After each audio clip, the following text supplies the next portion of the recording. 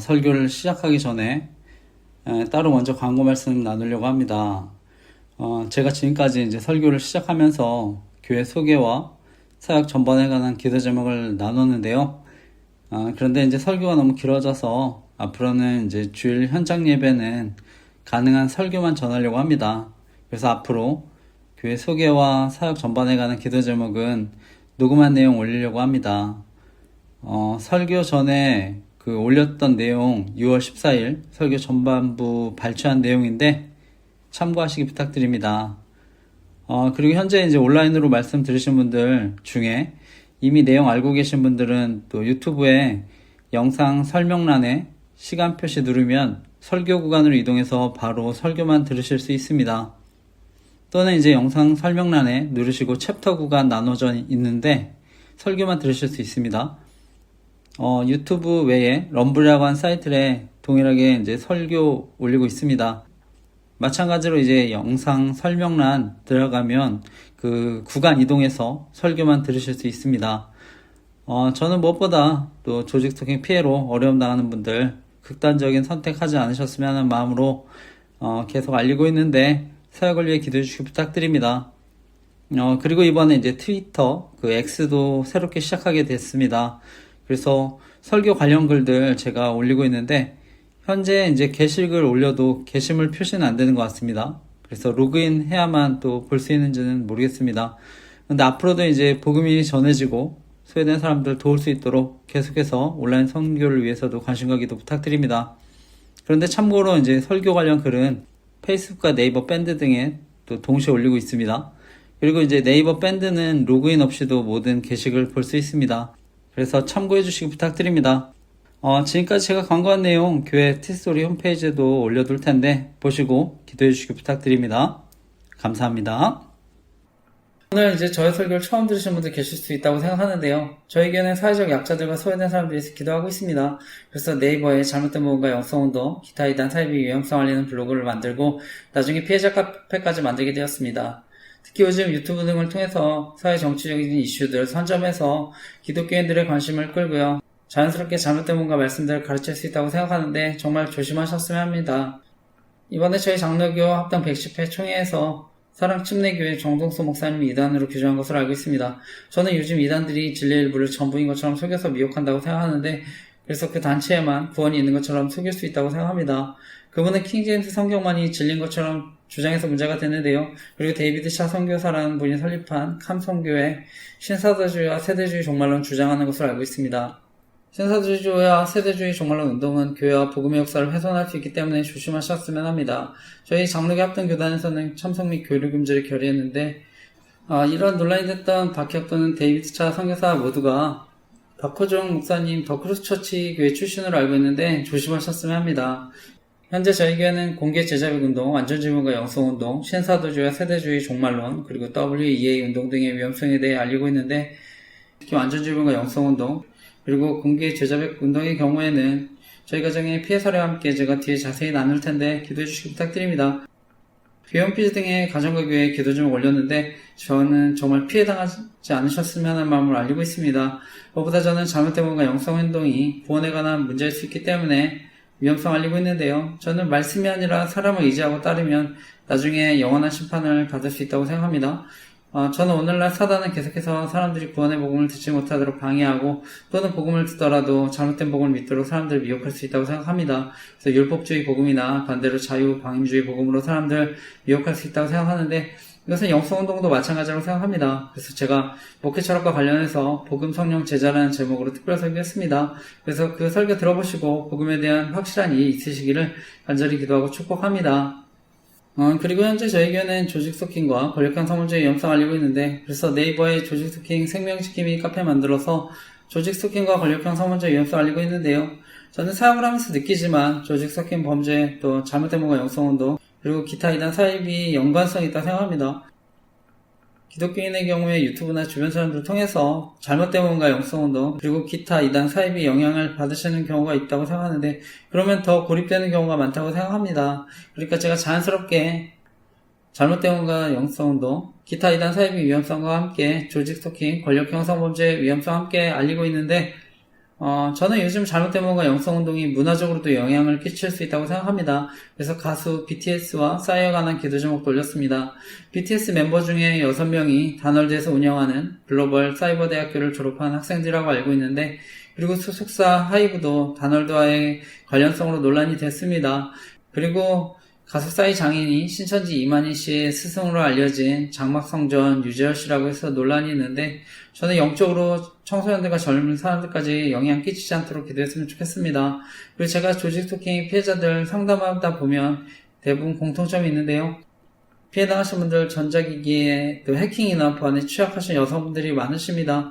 스마트폰 해킹당한 경우에 전원을 꺼도 배터리가 연결된 상태라면 여전히 해킹당한 상태로 주변 소음도 녹음되는 걸로 아는데요.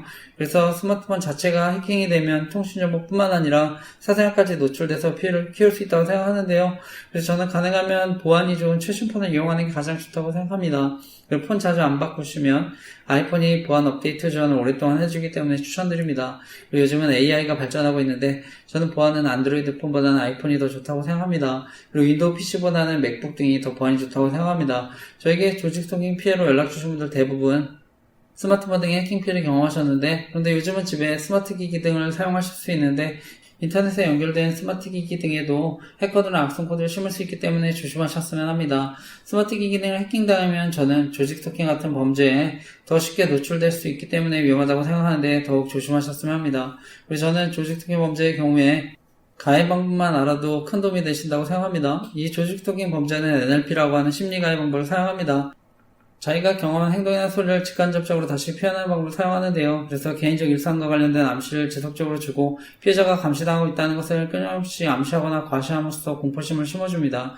제 카페에 방문하시고 연락주신 분들 가운데 NLP라고 하는 심리가해 방법에 대해 알고 나서 큰 도움이 되셨다는 분들이 많습니다. 저 역시 가해 방법에 대해 알고 큰 힘과 용기를 얻고 카페까지 만들게 되었는데요. 주변에 어려움 당하신 분들 계시면 제 카페에 NLP라고 하는 심리가해 방법, 조직 스토킹 방법에 대해 꼭 알려주시고 도움 주시기 부탁드립니다. 근데 요즘은 이러한 범죄가 정보통신이나 온라인 활동 등도 감시해서 언론을 통해서 유출시키는 방법도 이용한다고 생각합니다. 그래서 연예인 뉴스기사, 사회적 이슈나 사건들 이용해서 심리적으로 가해하고 괴롭히는 방법도 사용할 수 있다고 생각합니다. 그리고 요즘은 유튜브와 같은 플랫폼 광고, 추천 영상을 통한 사이버 스토킹도 이루어질 수 있다고 생각합니다. 그래서 이러한 사이버 스토킹이 의심되시면 유튜브 등을 사용하실 때 로그아웃 해두시고 유추 정보도 꺼두시기 바랍니다. 그리고 가능하면 유료 VPN도 설치하셨으면 합니다. 저의 경우는 유튜브 채널에 통계 조작도 당한다고 생각하는데요. 그래서 조회수가 오르지 않기도 하고 심지어 갑자기 줄어든 것을 발견하기도 했습니다. 그래서 관련 사진과 함께 기도 제목도 올렸습니다. 그래서 사역에 방해받지 않도록 기도해 주시기 부탁드립니다. 참고로 제 설교는 유튜브 럼블 사이트 동시에 올리고 있습니다. 그래서 둘 중에 하나 이용해서 또 들으시기를 바랍니다.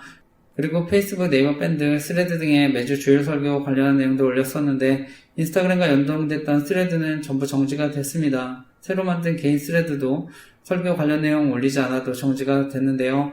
저는 여러가지 사역 정보들 보지 못하도록 방해하는 거라 생각하는데 메타라는 회사에서 페이스북, 인스타그램, 스레드를 운영하는 것으로 아는데 스레드만 정지가 됐습니다. 사역에 방해받지 않도록 기도해 주시기 부탁드립니다. 무엇보다 이런 조직 스토킹 범죄가 정말 교묘하고 지능적인 것은요, 가까운 사람들 이용해서 정보를 알아내거나 여러가지 힘들고 곤란한 상황을 연출할 수 있는 데 있다고 생각합니다. 그래서 전화나 문자로 안부를 물으면서 정보도 알아내고 약점을 찾거나 만들어서 괴롭히는 방법도 사용한다고 생각하는데요. 특히 카톡이나 문자 같은 경우는 명의를 빌리면 언제든 범죄에 이용할 수 있다고 생각합니다. 그래서 특별한 사건이 생기거나 어떤 장소에 가게 되면 연락하거나 문자나 카톡 등을 보내면서 지능적으로 정보를 알아내거나 괴롭힐 수 있다고 생각합니다. 결국 제가 이러한 범죄를 알리는 가장 큰 이유는 사람들과의 관계를 파괴하고 심지어 생명을 빼앗을 수 있는 심각한 범죄로서 위험성을 알리고 있습니다. 그래서 사람들 사이 신뢰를 무너뜨리고 이간질을 시키는데 언론을 통해서도 이간질할 수 있다고 생각합니다. 그래서 저는 믿고 신뢰할 만한 가족, 친구, 이웃들도 이용할 수 있기 때문에 결국 피해자들이 극단적인 선택도 하게 만들 수 있다고 생각합니다. 그래서 제가 이러한 위험성을 알고 극단적인 선택하지 않도록 사람의 생명을 살릴 수 있도록 네이버의 조직 스토킹 생명지킴이 카페 만들어서 섬기고 있는데요. 특히 우리나라는 2003년도 이후로 OECD 회원국 중에 현재까지 가장 높은 자살률을 기록하고 있다고 합니다. 20년 넘게 자살률 1위를 기록하고 있는데요. 안타까운 것은 대한민국 전체 인구의 12.6%에 불과한 20대 극단적인 선택의 비율이 56.8%나 된다고 하는데 그래서 앞으로 이런 범죄들 사라지도록 기도해 주시기 부탁드립니다. 그래서 저는 목회자들도 설교를 통해서 동일하게 범죄에 가담할 수 있다고 생각합니다. 그래서 개인정보나 사생활 정보 이용해서 설교를 통해서 교묘하게 조롱하고 괴롭힐 수 있다고 생각합니다. 저는 대학 청년 시절에 이런 범죄에 대해 알고 나서 당시 싸이월드라고 하는 미니 홈페이지에 이러한 글들 올리기 시작했습니다. 그때 이미 여행 있는 목사님과 담임 목사님들이 범죄에 가담할 수 있다는 것을 알게 됐는데요. 제가 하나님 앞에 이러한 피해자들을 돕는 목회자가 되게 해달라고 간절하게 기도했는데 저는 하나님이 그 길을 인도해 주셨다고 믿습니다. 저는 목회자들이 조직 속인 범죄에 가담하거나 그리고 이와 관련된 권력형 성범죄를 저지르는 것은 아무리 목회자가 큰 약점이 잡혀 이용당한다 하더라도 사람들이 하나님부터 떠나게 만드는 영적인 살인이라고 생각하고 있습니다. 그래서 제가 조직 스토킹 생명을 지킴이 카페 만들어서 복음을 전하고 사람들을 돕고 있는데요. 저는 개인정보 등이 유출되면 아동 청소년들까지 범죄에 노출될 수 있다고 생각합니다. 그래서 엠번번과 같은 사건들 생길 수 있다고 생각합니다. 그런데 저는 언론을 통한 조직 스토킹 범죄를 알리면서 오히려 제가 언론을 통해 미성년자 성범죄의 이미지 만들어서 괴롭힘 당했다 생각하는데요. 그래서 저는 학창시절 이미지까지도 조작한다 생각합니다. 그래서 설교를 통해서도 제가 학창시절에 대해 자세히 나눴습니다. 저는 계속해서 언론을 통해 성범죄자 이미지로 괴롭힘 당하면서 조직 스토킹과 이와 관련한 권력형 성범죄 저지른 목사님의 사역과 개척을 도왔다 생각하는데요. 과거 저희 교단의 전병 목사님 사건, 대법원에서는 업무상 위력에 의한 추행 또는 기습추행으로 형법 제298조의 강제추행죄에 해당한다는 판결을 받으신 것으로 알고 있습니다. 그런데 이미 MBC 시사 프로그램 PD수첩을 통해 단순한 성추행이 아니라 심각한 성범죄가 있었던 것으로 드러났습니다. 수많은 피해자들의 증언과 피해 정황들이 책으로도 나온 것으로 알고 있습니다. 그리고 심지어 녹취록까지 있었지만 권력과 힘이 있으니까 다시 개척하셨다 생각하는데요. 근데 이분의 성범죄가 드러나도 계속 목회할 수 있는 것은 이분의 범죄가 권력형 성범죄이기 때문이라 생각합니다. 그래서 과거 MBC에서 이런 방송을 했기 때문에 저는 언론을 통해 보수와 진보의 갈등으로 그 밖에 피해자들과 재판부 책임으로 그리고 언론을 통해 성범죄 무고 사건이나 남녀 갈등도 이용해서 보호받는다고 생각합니다. 그리고 연예인 뉴스기사, 사회적 이슈나 사건들을 이용해서 언론을 통해 심리적으로 가해하고 괴롭히는 방법도 사용한다 생각하는데요. 저는 또 그분의 범죄를 보호해주기 위해 또 이슈에 희생되는 연예인들도 있었다고 생각합니다. 그래서 연예인들도 피해자가 될 수 있다고 생각하는데요. 요즘은 잘생긴 남자 연예인들 이용해서 갈등을 부추길 수 있다고 생각합니다. 그래서 연예인들도 피해자가 될 수 있다고 생각합니다. 특히 연예인의 경우에 사생활이나 개인정보들이 더 많이 노출되어 있어서 조직 스토킹 범죄의 표적이 되기 쉽다고 생각하는데 피해자들이 범죄에 이용돼서 피해당하지 않도록 기도했으면 좋겠습니다. 그리고 연예인들도 범죄에 가담하지 않도록 기도했으면 좋겠습니다. 그리고 제가 뒤에 정보통신범죄를 이용한 조직 스토킹과 이와 관련된 권력형 성범죄에 대해 더 자세히 나눌 텐데 저는 정보통신 유출을 이용한 조직 스토킹 범죄와 연루가 되었기 때문에 더 큰 힘과 권력을 가지게 되었다 생각합니다. 저는 연세대학교를 재학 중이시거나 졸업하신 분들에게는 죄송한 말씀이지만 이분이 연세대학교 경영학과를 졸업하신 분이라서 더 큰 힘과 권력을 가지게 되었다 생각합니다. 저는 과거에 조직 스토킹 범죄와 관련해서 이분에 대해 싸이월드에 글을 올리기도 했었습니다. 그리고 당시 저희 대학부 담당 목사님과도 상담을 했었습니다. 근데 이분도 연세대학교를 졸업하신 목사님이셨는데 당시에는 도움과 공감을 받지 못해서 힘들었습니다. 근데 저는 같은 연세대 출신이라 하더라도 언론을 통해서 괴롭힘 당할 수 있다고 생각합니다. 그리고 같은 교회 성도들이라 하더라도 피해를 당할 수 있다고 생각합니다. 그래서 과거 조직 스토킹 범죄와 관련해서 저의 피해 사례에 대한 글도 썼는데 당시 전병 목사님 심우하셨던 삼일교회 간사님, 제가 일하는 회사에 입사하신 적이 있었는데요. 저는 그분이 나쁜 분은 아니라고 생각하지만 불편했는데 저는 언론을 통해 그분도 피해자가 될 수 있겠다는 생각했습니다. 그래서 누구든지 피해자가 될 수 있다고 생각하는데 앞으로도 피해자들이 생기지 않도록 기도해 주시기 부탁드립니다. 저는 전병 목사님이 개척하시고 현재도 목회를 하시기 때문에 큰 영향력을 끼친다고 생각하는데 그것보다 피해자들이 협박 등 2차 가해로 더 큰 어려움 당하지 않도록 기도해 주시기 부탁드립니다. 오늘날 성범죄를 저지르면 업종 등 취업 제한도 있는데 저는 목회자는 더 엄격해야 한다 생각합니다. 특히 목회자 성범죄는 피해자들의 영혼에 깊은 상처와 아픔을 주는 심각한 범죄이기 때문이라 생각합니다. 그리고 목회자 성범죄는 개인의 문제를 넘어서 속한 교단과 교회 전체에 대한 신뢰의 문제로 이어지기 때문에 하나님의 영광을 가릴 수 있다고 생각합니다. 그래서 피해자들이 오히려 더 큰 어려움 당하지 않도록 목회활동과 개척을 하지 못하도록 제도적인 장치들이 마련되었으면 하는데 기도해 주시기 부탁드립니다. 그래서 목회자들의 권력형 성범죄에 관한 기도 제목도 올렸는데 보시고 기도해 주시기 부탁드립니다. 근데 저는 지금도 이러한 범죄가 온라인뿐만 아니라 오프라인 범죄로도 이어진다고 생각합니다. 과거에도 이런 범죄 알리면서 싸이월드에 닮은 사람을 이용한 범죄에 대해 글도 썼었는데요. 현재 저희 아파트 같은 층의 옆집의 경우에 새롭게 집주인 바뀌고 전세로 들어오신 분들이 계신데요. 현재 전병 목사님 닮은 쌍둥이 두 분이 이사 오셔서 살고 있습니다. 그래서 모른 척하고 살 수는 없어서 인사는 하고 있지만 불편한 마음이 있습니다. 그래서 범죄에 가담하거나 이용당하고 있다면 이러한 범죄들 사라지도록 기도해 주시기 부탁드립니다. 그래서 저는 가해자들 역시 역정보로 더 큰 범죄에 이용되고 나중에 약점이 잡혀서 언제든 피해자가 될 수 있다고 생각하는데요. 그리고 여성 가해자의 경우는 역정보로 성범죄에 노출돼서 피해를 당할 수 있다고 생각합니다. 특히 오늘날 묻지마 폭행 그리고 살인과 같은 심각한 보복 범죄도 일어날 수 있기 때문에 처음부터 가담하지 않으셨으면 하는 마음에 함께 기도했으면 좋겠습니다. 현재 피해자분들 가운데서 과거 자신의 잘못이나 약점으로 인해서 피해 사실에 대해 알리기를 두려워하시는 분들도 계신 것으로 알고 있습니다. 특히 여성들 같은 경우는 피해 사실을 알리면 성적인 수치심 등으로 괴롭힘 당한다 생각하는데요. 저는 언론을 통해서도 성적인 조롱과 괴롭힘 당할 수 있다고 생각합니다. 그리고 제가 카페에 올렸지만 연애 조작을 통한 범죄로 의도적으로 접근해서 성적인 놀잇감 삼을 수 있다고 생각하는데 더욱 조심하셨으면 합니다. 특히 저는 요즘 조직 스킨 범죄가 아동 청소년들까지 표적으로 삼을 수 있다고 생각하는데요. 엠버원과 같이 조직적인 성범죄의 피해자들 언제든 생길 수 있다고 생각하는데 피해자들이 이러한 피해 당하지 않도록 기도했으면 좋겠습니다. 네, 피해를 당하시는 분들도 주변에 피해 사실을 적극적으로 알리셨으면 합니다. 계속해서 나쁜 소문을 만들어서 위축시키고 고립시킬 수 있기 때문에 추가적인 피해 당하지 않으시도록 주변에 알리시길 바랍니다. 그리고 도움이 필요하신 분들 계시면 저에게 연락 주시기 부탁드립니다.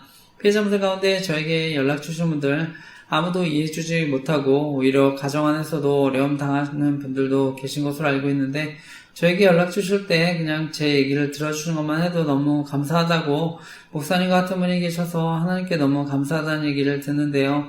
사실 저는 다른 어떤 칭찬이나 격려보다 저에게 큰 힘과 위로가 됩니다. 그래서 이들이 더 나쁜 생각하지 않도록 한 사람의 생명이라도 더 구할 수 있도록 피해자들을 돕는 목회자로 부르신 것에 대해 너무 감사한데 그렇기 때문에 제가 피해자들이 여러 가지 어려움으로 극단적인 선택하지 않도록 제가 이렇게 시간을 들여서 설교 전에 자세히 범죄를 알리고 있는데 사역을 위해 기도해 주시기 부탁드립니다.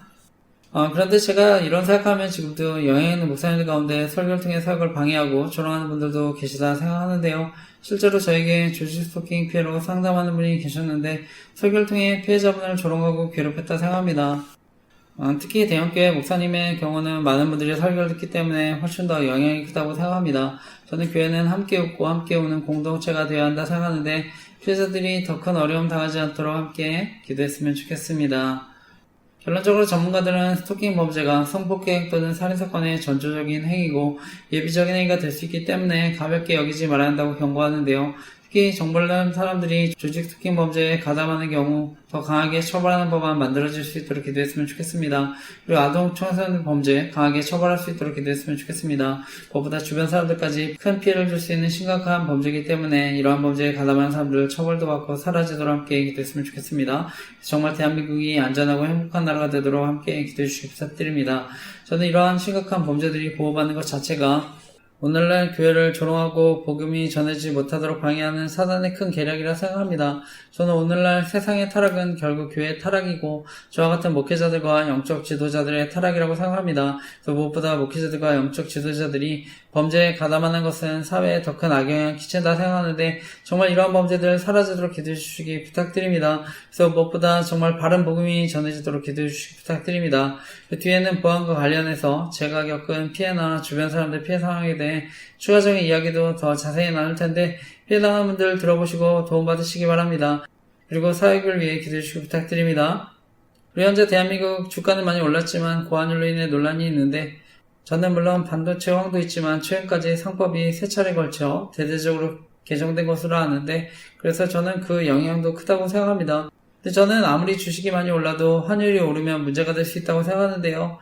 수입 기업들이나 가계 경제에 그래서 어려움 줄 수 있다고 생각합니다. 그래서 생활물가들이 올라서 어려움 당하지 않도록 함께 기도했으면 좋겠습니다. 특히 중소기업들은 더 어려울 수 있다고 생각하는데 빨리 환율이 안정되도록 함께 기도했으면 좋겠습니다. 그리고 이번에 뉴스를 보니까 정부에서는 부동산을 안정시키겠다는 강력한 의지를 가진 것으로 아는데 저는 시간이 갈수록 오히려 집값도 오르고 빈부격차는 더 커진다 생각하는데 정말 미래 세대를 위해 실효성 있는 정책들이 이루어지도록 함께 기도했으면 좋겠습니다. 현재 부동산도 그렇고 이번에 주식도 그렇고 버블로 인해서 빈부격차 양극화가 더 심해지고 있다고 생각하는데 대한민국을 위해 기도했으면 좋겠습니다.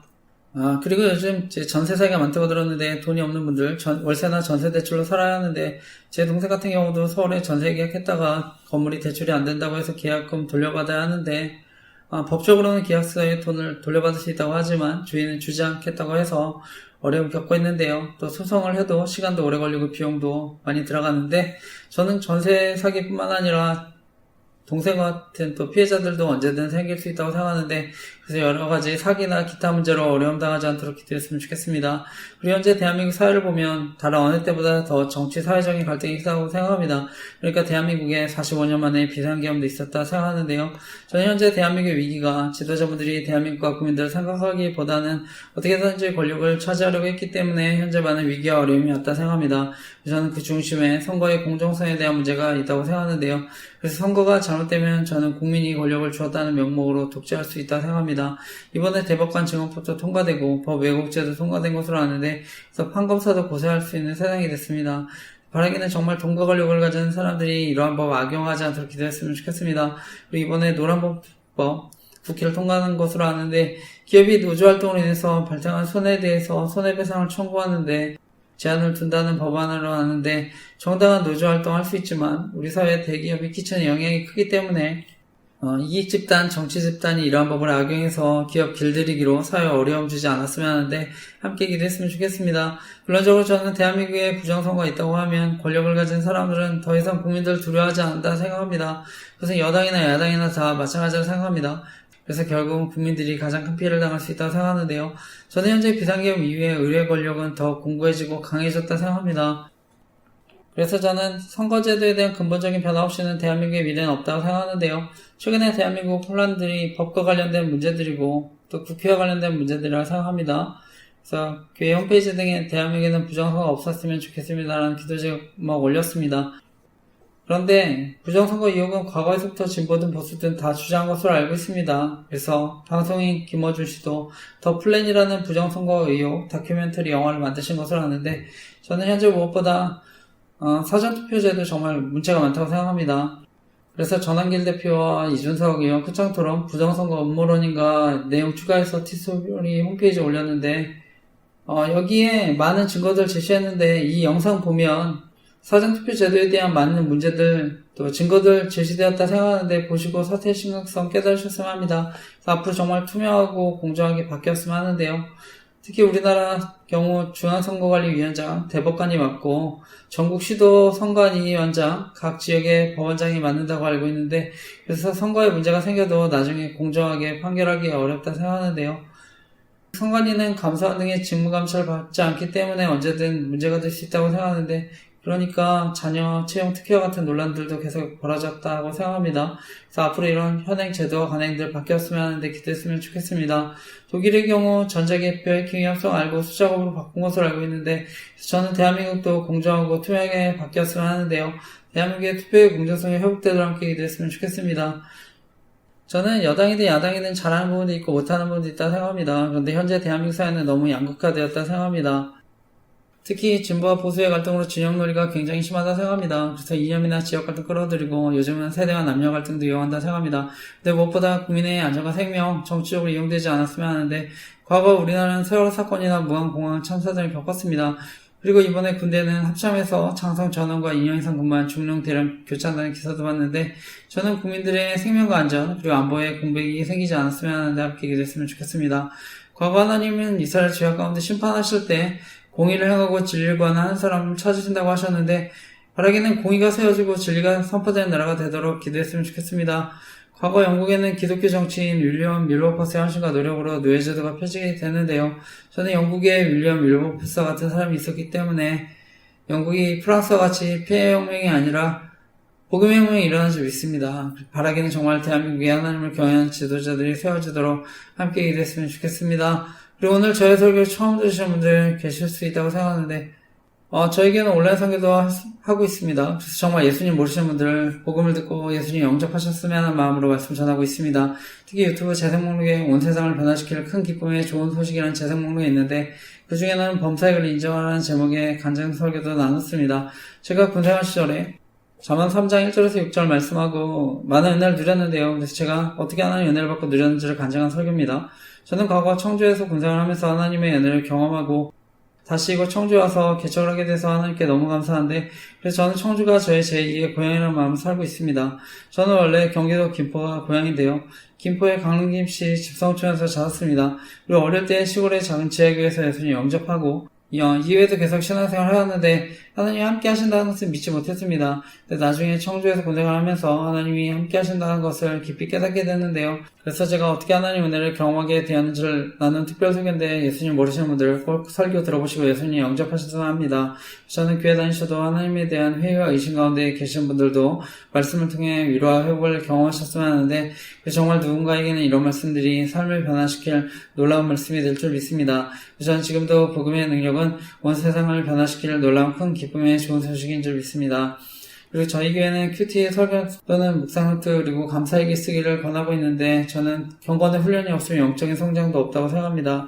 큐티를 통해 내가 직접 말씀을 읽고 묵상하고 기도하고 또한 설교 또는 묵상 노트를 기록하면서 그것을 삶에 적용해 보려고 노력하고 그리고 감사일기를 통해 하나님께 영광을 돌리면서 하나님의 인도하심을 경험하는 것이 중요하다고 생각하는데 저는 은혜를 받는 것도 중요하지만 그 은혜를 늘 간직하고 풍성하게 누리는 것이 더 중요하다고 생각합니다. 그래서 하나님과의 깊은 교제를 통해 무엇보다 복음의 능력을 더 깊이 경험하는 이 있으시기를 간절히 기도하고 축복합니다. 무엇보다 하나님과의 교제가 의무가 아니라 정말 그 자체로 기쁨이 되시기를 간절히 기도하고 축복합니다. 저는 힘들었던 군생활 시절에 특별히 중보기도 모임을 통해 많은 은혜를 누렸는데요. 그 위에도 계속 중보기도 모임을 통해 많은 은혜를 누리고 지금도 목사님들과 중보기도 모임을 하고 있는데요. 어쨌든 제대하고 그의 2004년도 여름에 수련회에서 예수님을 인격적으로 만나 변화된 삶을 살게 되었다 생각합니다. 그리고 그동안 힘들고 어려웠던 시절에도 하나님이 저를 붙드시고 인도하신 것이 믿어지니까 저에게 의미 없는 하루가 단 하루도 없다는 것을 알게 됐습니다. 그래서 그때부터 지금까지 밀렸을 때도 있지만 하루도 빠지지 않고 감사일기를 써오고 있는데 저는 좋은 일에 대해서도 감사하지만 저의 부족함과 연약함을 발견할 때도 감사하고 있습니다. 그래서 지금까지 많은 은혜를 누리고 있는데요. 그리고 그 후에 저는 당시 온라인을 통해 싸이월드라고 하는 미니 홈페이지에 복음도 전하고 말씀 묵상도 나누게 됐습니다. 그래서 은혜를 경험한 이후에 저는 20대 때서부터 말씀과 복음을 온라인이든지 오프라인이든지 전했다 생각하는데요. 2006년도에는 제가 캄보디아 선교 다녀오면서 킬링필드라는 곳에 가서 위령탑도 보고 톨슬랭이라고 하는 감옥도 보면서 밖에 많은 북한의 성도들과 교회를 위해서 기도했습니다. 그리고 남북한의 복음적인 평화통일을 위해서도 기도했는데 그리고 그 이후에 저는 미디어의 중요성을 알고 미디어가 건강입니다라는 글을 쓰기도 했습니다. 당시 싸이월드에 사진과 함께 묵상에 통해 여러 가지 글들을 올렸는데 현재는 그 중에 대표적인 글과 사진 교회 홈페이지에 올렸습니다. 그래서 보시고 기도해 주시기 부탁드립니다. 현재 저는 주안의 교회 그리고 한 사람 지자 선교회라는 이름으로 온라인 선교도 하고 있는데 한 사람의 중요성을 강조하기 위한 것이기도 하고 또한 한 사람의 미디어로서의 중요성을 강조하는 것이기도 한데 저는 이 세상이 저와 여러분의 노력으로 바뀌거나 달라지지 않을 수 있다고 생각합니다. 하지만 복음을 통해 우리의 태도는 바뀔 수 있는데요.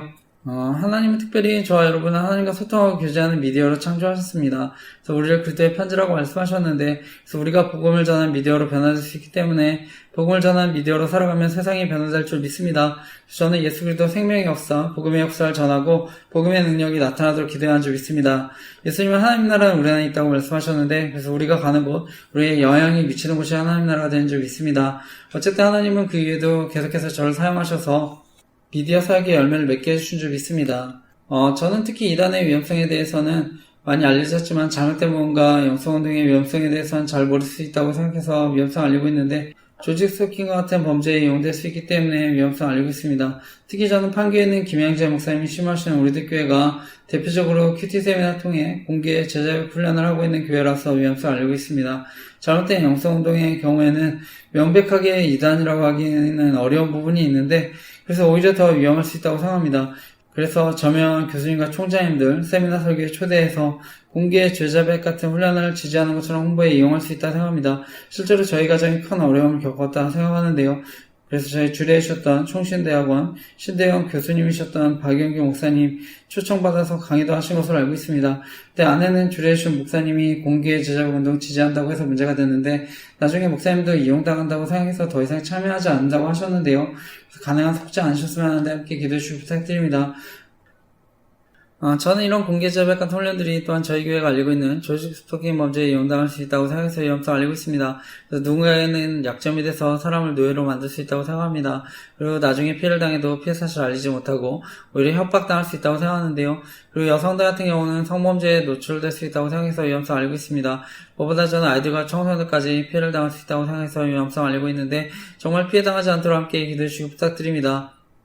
현재 저희 가정의 경우에는 아내가 우리들 교회 청주 지역 여성 모임에 참여하면서 갈등을 빚게 되었는데요. 원래 아내가 청년 때 유성 목사님이 심하셨던 선화목적교회에 다녔는데 현재 유성 목사님 선화목적교회 은퇴하시고 위드 지저스 미니스터라고 하는 선교단체를 섬기시는 것으로 알고 있는데 당시 선화목적교회 유성 목사님이 주최하는 순회선교단이라는 선교단체에서 잘못된 뭔가 공개 제자백 같은 훈련을 받고 영향을 받았습니다. 당시 순회선교단의 김영희 선교사라는 분이 가르치는 복음, 내가 짓고 예수로 사는 복음을 강조하는데 저는 저희가 알고 있는 은혜 복음이 아니라 생각합니다. 그래서 저는 복음이 잘못됐기 때문에 명백한 이단이라고 생각하는데요. 현재 정류교 합신교단에서는 교리 금지하고 제가 속한 장로교 합동교단에서는 참여 금지했습니다. 그런데 결국 현재 아내는 비슷한 훈련한 모임에 다시 참여하고 있는 것인데요. 저는 보통 이단에 한번 빠지셨던 분들 동일한 복음을 가르치거나 비슷한 훈련한 교회에 더 빠지게 된다 생각합니다. 그리고 이런 잘못된 복음과 영성운동이 결국 계속해서 사람들에게 신앙적으로 완전하지 못하다는 죄의식과 두려움 갖게 만들어서 계속 자신들 따르게 만든다 생각합니다. 그래서 자신들이 가르치는 복음과 훈련만이 이러한 죄의식과 두려움 해결해 줄 수 있는 것처럼 속이고 신격화, 교조화시킬 수 있다고 생각하는데 그런데 이것은 결국 율법주의 복음으로 사람들 속이는 거라고 생각합니다. 그래서 위험할 수 있다고 생각해서 완전주의 복음과 영성운동의 위험성을 알리고 있습니다. 그리고 그 밖에 잘못된 뭔가 영성운동의 위험성을 알리고 있는데요. 저는 순회선교단의 김용희 선교사라는 분이 가르치는 복음, 내가 죽고 예수로 사는 복음을 저는 유성 목사님도 동일하게 가르쳤다고 생각합니다. 동일하게 위험할 수 있다고 생각하는데요. 실제로 유성 목사님이 가르치는 복음과 영성운동이 저희 가정에 큰 어려움 끼쳤다 생각합니다. 결혼하고 나서 알게 됐지만 아내가 가족들에게 공개 제자백하면서 복음을 전해서 큰 문제를 일으켰던 것을 알게 되는데 처음에 장인어른하고 장모님 앞에서 공개 제자백하고 장모님은 다른 가족들에게 하지 말라고 했지만 나중에 처남과 처자 앞에서도 공개 제자백하면서 복음을 전한 걸로 알고 있는데요. 그리고 결혼하고 나서는 장인어른은 큰 부자셨는데 히말라야 등반하시다가 고산 증세로 안타깝게 돌아가시게 됐습니다. 그러니까 이제 상속을 결정해야 할 때가 있었는데 처남은 모든 재산을 갖고 싶다고 하고 장모님은 아내와 처제에게 상속을 포기하라고 설득했는데 아내가 장녀고 처남은 아내보다 6살 어렸습니다. 아내는 갑자기 상속 포기하는 게 하나님 뜻이라고 해서 저는 당황했는데요. 그런데 당시 아내는 선화목적교회 유성 목사님 설교 듣고 친한 사람들과 영성일기라고 하는 공개일기를 쓰면서 자신의 믿음과 신앙을 간증했습니다. 제가 그것을 쓰지 말라고 했는데 지금은 예수동행일기라는 이름으로 바꾼 것으로 알고 있습니다. 처남이 장모님도 살아계신데 장모님 이용해서 모든 재산을 달라고 하는 게 성경적이지 않다고 생각하고 나중에 문제가 될 수 있다고 생각했습니다. 그리고 결국 처남은 장모님 모시겠다고 했지만 결국 모든 것을 다 상속받고 현재 따로 나와 살고 있는 것으로 아는데요. 그리고 아내는 우리들 교회에 소개받고 자신을 이해하고 위로받을 수 있는 훈련과 공동체에 더 빠지게 되었다 생각합니다. 당시 저는 아내가 유성 목사님에게 종교적인 가스라이팅을 당했다 생각합니다. 근데 저 개인적으로도 신대원을 가서 사역할 때 조직적인 스토킹도 경험하고 그분이 저를 거짓 선지자인 것처럼 설교를 통해서 괴롭혔다 생각하는데요. 근데 저는 오히려 그분이 잘못된 뭔가 영성운동을 가르친다고 생각했습니다. 어쨌든 현재 아내는 공개 제자백하는 우리들 교회 소개받고 계속 갈등이 있는데 그런데 아내가 저도 우리들 교회 모임에 계속 끌어들이려고 했었습니다. 그래서 함께 훈련받아야 가정에 산다고 하면서 강제로 1년 6개월 별가당기도 하고 그리고 나중에 저를 정신병원에 강제 입원시키려고도 했었습니다. 그리고 강제 입원시키기 위해 우리들 교회 모임에서 기도를 부탁한 것으로 알게 됐습니다. 제가 모임에 직접 찾아가서 얘기도 했는데 아내 편을 들고 조롱당했다 생각합니다. 근데 나중에 정신병원에 강제 입원시키려고 했던 게 처남과 장모님 계획이었다는 것을 알게 됐는데요. 그리고 당시 처남의 경제적인 지원도 있었던 것으로 알고 있습니다. 그런데 아내도 계속해서 조직 속인 피해자들 돕지 못하도록 정신과 치료받자고 괴롭혔는데 심리적으로 가하기 위해 이해할 수 없는 행동들을 해서 힘들고 괴로울 때가 있었습니다. 저는 당시 아내도 범죄에 가담할 수 있겠다는 생각을 해서 그리고 우리교회 공개 제자별 훈련이 조직 속인 같은 범죄에 이용될 수 있겠다는 생각을 해서 간절히 기도했습니다. 저는 기본적으로 아내가 분별력과 판단력이 떨어진다 생각합니다. 이미 종합심리검사라도 나타나는데 어쨌든 저는 사역도 계속 방해받고 도저히 이대로는 안 되겠다 생각해서 소송을 해서라도 정리하려고 했었는데요. 근데 아내가 주례주신 목사님 앞에서 미안하다고 하고 우리교회 모임 정리하겠다고 약속해서 다시 살게 됐는데 그때 거짓말한 걸 알게 됐습니다. 그래서 별거 중에 소송까지 하니까 너무 힘들어서 결국 우리교회 모임 정리하겠다고 한 건데 제가 소송도 취소하고 이제 어려움 없어지니까 아내는 이런 상황 이용해서 계속 우리교회 모임 참여해야 한다 생각합니다. 그리고 우리교회에서도 아내에게 계속 연락해서 끌어들여야 한다 생각하는데요. 그런데 주례해주셨던 박윤규 목사님은 아내가 너무 힘들다고 연락하니까 결국 아내에게 합의한 내용은 다르지만 우리교회 목적 모임에 참여한다 하더라도 관여하지 않겠다 얘기하신 것을 아는데요. 그러나서 아내는 점점 더 마음대로 행동한다 생각합니다. 그래서 어떤 때는 대놓고 집에서 우리교회 설교 틀어놓고 있어서 당황하기도 하고요. 우리교회 큐티에서 큐티책 버렸는데 이후에 크게 싸웠습니다. 화해한다고 했는데 여전히 계속 자신은 우리교회 모임 나가겠다고 해서 답답했는데요. 그런데 공개 제자별 훈련뿐만 아니라 유튜브에 보면 신사도주의와 세대주의 종말을 운동하는 선교단체에도 빠졌던 적이 있었습니다. 데이비드차 선교사 캄 선교사에 훈련하는 성경 공부를 온라인으로 했는데 그때도 아내가 몰래 성경 공부하다가 걸려서 책을 버렸는데요. 그래서 이후에 신사도주의와 세대주의 종말론 위험성에 대해 알리는 글도 써서 홈페이지에 올렸습니다. 어쨌든 만약 제가 공개 제자별 훈련이 정말 성경적이고 좋은 훈련이면 아마 저희 교회도 적극적으로 출연했을 거라 생각합니다. 그런데 지금도 많은 목사님들 우려하는 훈련이고 저도 신앙 잠시인상 앞으로 문제가 될 수 있다는 것을 알기 때문에 결코 추천할 수 없는 훈련인데요. 저는 우리가 성령의 감동과 필요해서 물론 저를 고백할 수 있다 생각합니다. 하지만 어디까지나 그것은 특별한 상황인데 저는 요즘 이단들은 진리의 일부를 전부인 것처럼 속인다고 생각합니다. 그리고 이것은 잘못된 영성운동도 마찬가지라 생각하는데요. 과거 논란이 됐던 전두환 대통령 손자 전원 씨가 공개적으로 자신의 죄를 자백해서 문제가 됐습니다. 그 아버지 전재홍 씨가 제가 계속 알리고 있는 아내 관련한 판교에 있는 김양재 목사님이 심하신 우리교회 전도사님이었는데 저는 어떤 정치적인 문제, 이관계 떠나서 가정과 사회의 문제를 일으킬 수 있다고 생각합니다. 저는 무엇보다 저희 아이가 아내에게 신앙적으로 영향을 받을 수 있기 때문에 그것이 가장 큰 걱정이라서 기도하고 있습니다. 그리고 아내가 학원에서 아이들 가르치는데 영향을 끼칠 수 있다고 생각해서 기도하고요. 주변 사람들도 아내에게 우리들께 소개받고 피해당하지 않으셨으면 하는 마음을 알리고 기도하고 있습니다. 그래서 잘못된 뭔가 영성운동의 위험성 알리는 블로그 만들고 나중에 피해자 카페까지 만들게 되었습니다. 제가 이와 관련한 자세한 내용들 저희 교회 홈페이지 카페에 저희 가정과 교회 피해 사례 정리해서 올렸는데 읽어보시고 기도 부탁드립니다. 현재 아내는 학창시절 받았던 상처로 인한 관계의 결핍과 가족들로부터 인정받지 못했던 인정에 대한 욕구로 저는 말씀보다는 사람을 더 의지하는 신앙생활을 한다 생각합니다. 지금도 계속해서 자신의 믿음과 신앙을 인정해주는 사람들과 교제하려 한다 생각하는데요. 현재 아내가 매주 상담센터에서 상담하는데 저희 교단은 아니고 장로교 통합수 교회 권사님과 상담을 하는데 저도 그분을 만나뵙지만 제가 느끼기에 계속 상담하고 싶으니까 그냥 들어주는 거지 바른 조언은 안 한다 생각합니다. 그래서 이번에도 상담받고 와서 우리교회 모임 계속 나가겠다고 해서 답답했는데요. 아내와 오랫동안 알고 지냈던 휠체어 타시는 멘토 목사님 계신데 그분도 저희 교단은 아닌데 이런 분들이 계속 자신을 지지해준다고 하는데 정말 주변에 좋은 교제권 주시도록 기도해 주시기 부탁드립니다. 그리고 아내가 조직적인 범죄와 관련해서 가담하거나 이용당하고 있다면 이 문제도 해결해 주시도록 기도해 주시기 부탁드립니다. 저는 이러한 피해를 겪는 당사자들이나 가족들 그리고 사랑하는 이웃들 아니면 정말 그 고통 이해하기 어렵다 생각합니다. 저는 저희 가정과 같이 어려움 당하는 분들 그리고 기타 이단 사회비로부터 피해당하는 분들 조직적인 피해로 어려움 당하는 분들 연락 주시면 제가 피해사를 함께 게시해드리고 기도하겠습니다. 주변에 많은 이단들 활동하고 있는데요. 특히 신천지 같은 경우는 경고문이 있어도 계속해서 신문을 두고 하는 경우가 많았는데 저는 무엇보다 젊은이들과 청소년들 이단에 빠지는 것이 너무나 안타까운데요. 특히 대학교 주변에 많은 이단들이 활동하는 것 같아서 안타까운데 주변에 이단으로 어려움 당하신 분들과 가정들 있으면 기회가 되면 함께 예배도 드리고 성경도 공부했으면 하는데 사역을 위해 기도해 주시기 부탁드립니다.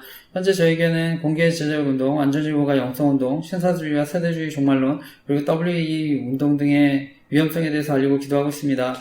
그 가운데 WEA라고 하는 세계복음주의연맹 운동의 위험성을 알리고 있는데 저는 복음주의라는 이름으로 혼합된 믿음과 신앙운동으로 사람들을 미혹할 수 있다고 생각합니다. 그래서 과거 WC라고 하는 교회 일치운동과 마찬가지로 위험할 수 있다고 생각해서 위험성을 알리고 있는데요. 이 WEA가 WCC와 로마 카톨릭과 함께 동반자로 가고 있기 때문에 이런 포용주의 운동 조심해야 한다 생각합니다. 저 개인적으로는 저희 기독교가 하나됨을 힘써야 한다고 할 때 모든 교단이 반드시 어떤 제도적인 하나됨을 이루어야 한다 생각하지 않습니다. 정치적으로나 제도적으로는 분열도 있고 갈등도 있을 수 있다고 생각합니다. 이미 정치적으로나 제도적으로 하나된 교회가 바로 로마 카톨릭 교회인데요. 그래서 역사를 통해 봤듯이 중앙 집권이 되면 결국 타락할 가능성이 더 크다고 생각합니다. 그래서 중세시대, 중세 암흑시대의 말씀과 복음의 변질도 경험하고 십자군 전쟁 같은 문제가 생기는 것도 경험했는데 현재 저희 교단에서는 카톨릭 교회를 가장 규모가 큰 이단으로 여기고 있습니다. 결론적으로 저는 어떤 의미에서 많은 교단들이 생겼는데 오히려 그것이 교회를 건강하게 만들 수 있었다고도 생각합니다. 각 교단이 서로 상호 보완적인 측면도 있었다고 생각하는데요. 근데 무엇보다 궁극적으로 이단이 아니라면 예수 그리스도를 구원자로 믿는 모든 교회는 이미 예수 그리스도의 몸된 교회인 줄 믿습니다. 근데 저희 교단이 WEA와 공식 연대를 선언한 것도 아니고 WEA에 가입한 적도 없는데 그런데 이번에 저희 교단의 오정현 목사님이 심원하시는 사랑의 교회가 2025년 세계복음주의 연맹 WEA 총회 유출해서 논란이 됐습니다. 그래서 저는 사랑의 교회에서 세계복음주의 연맹 총회 열면서 교단 분열의 위험성도 있었다 생각합니다. 이미 과거 저희 장로교는 WCC 세계교회 협의회 총회 가입 여부를 두고 대한예수교 장로회 합동과 대한예수교 장로회 통합으로 갈라진 아픔을 겪기도 했습니다. 당시 저희 대한예수교 장로회 합동이 반대하는 입장이 있었는데 그래서 이번에 다시 세계복음주의 연맹 총회 문제로 분열될 일이 생기지 않도록 저희 교단과 한국교회를 위해 정말 간절히 기도해 주시기 부탁드립니다. 과거 저희 교단의 가장 큰 신학자이자 어른이셨던 박형룡 목사님은 이미 선지자적인 시각으로 WA 운동의 위험성에 대해 강력하게 경고하신 것으로 알고 있습니다. 특별히 예수님은 마지막 때에 배교에 대한 말씀하셨는데 따라서 마지막 때를 살아가는 우리들은 복음주의라는 이름의 혼합된 믿음과 신앙운동을 조심해야 하는 줄 믿습니다. 제가 자세한 내용, 복음주의라는 이름의 혼합된 믿음과 신앙운동을 조심했으면 좋겠습니다라는 기도 좀 올렸는데 네이버 블로그 교회 티스토리 홈페이지에 올렸는데 교회 티스토리 홈페이지에서는 권리침해 신고를 당했습니다. 그래서 저희 신대원 교수님이셨던 문묘 교수님의 WEA에 관한 입장문도 추가해서 올렸는데 영상 보시고 꼭 기도해 주시기 부탁드립니다. 저는 과거 하나님의 은혜를 제대하고 대학 청년 시절에 사랑교회에서 훈련받고 나중에 목회자로 성장하게 됐는데요. 사랑교회는 옥하능 목사님이 개척하시고 나중에 저희 교단과 한국교회를 대표하는 가장 여유 있는 교회 가운데 하나가 됐습니다. 저는 옥하능 목사님 살아계실 때 설교를 통해서도 은혜를 받고 나중에 제자훈련 지도자 세미나 칼세미를 통해서 영상이지만 옥 목사님의 목회 철학과 강의를 듣고 큰 은혜를 누렸는데요. 현재는 오정영 목사님이 심호하고 계신데 제가 알기로 사랑교회 심호하시는 오정영 목사님 이제 은퇴도 얼마 안 남으신 것으로 알고 있는데 사랑교회가 저희 교단과 한국교회에 선한 영향력을 끼칠 수 있도록 함께 기도해 주시기 부탁드립니다. 저는 현재 대한민국에 많은 정치, 경제, 사회적 혼란들이 있지만 궁극적으로는 영적인 혼란이라고 생각합니다. 그래서 교회가 먼저 똑바로 주님만 바라보도록 함께 기도했으면 좋겠습니다. 그래서 하나님이 통치하시고 인도해 주시도록 함께 기도했으면 좋겠습니다. 그럼 저는 하나님께서 대한민국의 정치, 경제, 사회적인 문제들도 해결해 주실 줄 믿습니다. 그리고 요즘 통신사의 통신정보 유출에 대한 논란들이 있었는데 저는 저희 조직 스토킹 카페에 통신사 직원부터 해커까지 개인정보 처리자들을 곳곳에 섭외해놓고 이른바 심부름센터 불법 통신소를 운영해온 일당이 경찰에 붙잡혔다는 기사 올렸습니다. 조사 결과 이들은 개인정보를 1차적으로 확보할 수 있는 통신사 직원, 구청에서 근무하는 사회복무요원, 해커 등을 섭외해서 개인정보 등을 알아냈다고 하는데 저는 현재 KT 사용하고 있는데 통신정보 등이 유출되면 누구든 범죄의 표적이 될 수 있다 생각합니다. 저희 딸 사진 필요하다고 해서 증명사진 카카오톡으로 보냈었는데 저는 유출돼서 언론을 통해 이용당했었다 생각합니다. 그리고 저희 노예 목사님들 카카오톡 단톡방 유출당해서 조롱당했다 생각하는데 저희 딸과 수영에 같이 갔는데 언론을 통해 유출돼서 조롱당했다 생각합니다. 저는 이런 개인정보 등이 유출되면 아동 청소년들까지 범죄에 노출될 수 있다고 생각하는데요. 그래서 저희 교회가 알리고 있는 조직적인 범죄에 이용당할 수 있다고 생각해서 필독공지에 통신사와 개인정보를 다루는 사람들에 관한 기도점을 올렸습니다. 특히 주변 사람도 큰 피해를 줄 수 있기 때문에 정말 이러한 범죄에 사라지도록 함께 기도해 주시기 부탁드립니다. 무엇보다 아동 청소년 범죄에 가담하는 사람들 강력하게 처벌받았으면 하는데 기도해 주시기 부탁드립니다. 이번에 카카오톡은 15년 만에 대대적인 개편을 한 것으로 알고 있는데 그래서 묘한 취약점들이 개선돼서 앞으로 국민 메신저 앱으로 신뢰를 받았으면 합니다. 그 밖에 스마트폰 해킹 등의 피해로 어려움 당하는 분들 계시면 피해당하지 않도록 기도했으면 좋겠습니다. 저 개인적으로는 요즘에 이런 통신정보 유출에 따른 조직 스토킹 피해들 생길 수 있다 보니까 가능한 보안이 좋은 메신저 앱도 사용하고 있습니다. 젊은 사람들은 인스타그램, DM메시지도 많이 이용하고 텔레그램도 많이 이용하는 것으로 알고 있는데 저 개인적으로는 시그널은 앱이 보안이 좋다고 해서 추천드리고 있습니다. 통화나 문자 다 이용할 수 있습니다. 그래서 통신정보 등의 유출로 피해 당하시는 분들 계시면 이용해 보셨으면 합니다. 그리고 조직 스토킹 피해자분들 연락하실 수 있도록 시그널로 보안 링크 만들어서 알리고 있습니다. 그리고 텔레그램 링크도 있는데 피해 당하신 분들 계시면 이용해 보시고 연락 주시 부탁드립니다. 저는 오늘날 돈과 권력을 가진 사람들이 자신의 기득권을 지키기 위해 저지르는 범죄가 이런 조직 스토킹 범죄라 생각합니다. 그리고 여기에 이익 집단, 정치 집단, 그리고 이단들도 마찬가지라 생각합니다. 그래서 권력과 힘이 있으면 이러한 사적 제재 범죄가 일어날 수 있다고 생각합니다. 그리고 언론을 통한 교묘한 딥페이크 범죄가 일어날 수 있다고 생각합니다. 그래서 언론을 통해 사람들을 속이고 선동할 수 있다고 생각하는데요.